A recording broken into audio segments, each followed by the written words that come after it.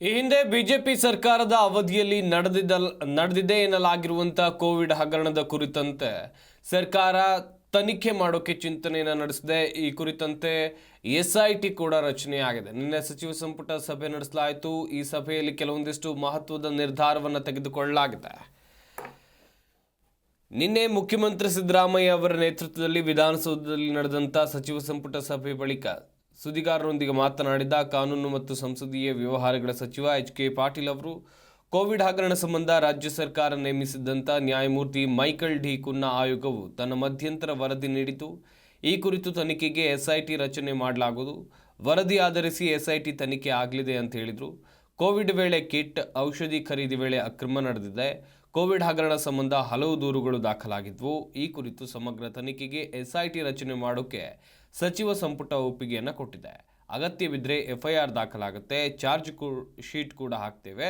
ಯಾರ ವಿರುದ್ಧ ಎಫ್ಐಆರ್ ದಾಖಲಿಸಬೇಕು ಎಸ್ಐಟಿ ನಿರ್ಧಾರ ಮಾಡುತ್ತೆ ಅಂತೇಳಿ ಸಚಿವರು ಸ್ಪಷ್ಟಪಡಿಸಿದ್ದಾರೆ.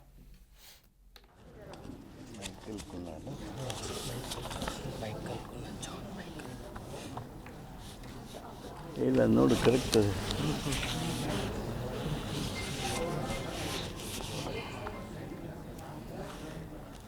ಸ್ಟಾರ್ಟ್ ಮಾಡ್ರೆ.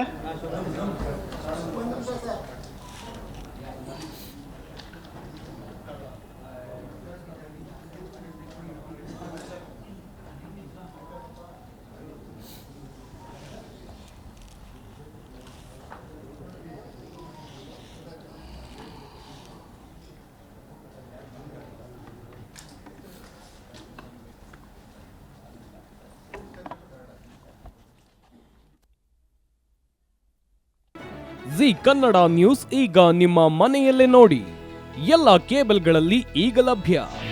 ನಿಮ್ಮ ನೆಚ್ಚಿನ ಜಿ ಕನ್ನಡ ನ್ಯೂಸ್ ಈಗ ಸನ್ ಡೈರೆಕ್ಟ್ ನಲ್ಲಿ number 292, Tata play number 1664, Jio TV number 1334, NXT digital number 30, in cable number 30, city networks 51, U digital number 162, GTPL number 17, Rockline telecommunications number 42, Shri Basaveshwara cable number 168, rural cable network 60, Vinayaka digital 57, Abhishek cable 821, city channel 53, Siddeshwara cable network 57, V4 digital Infotech 628, Surya digital networks 53, Gajanan digital number 836, Malnad Infotech private limited number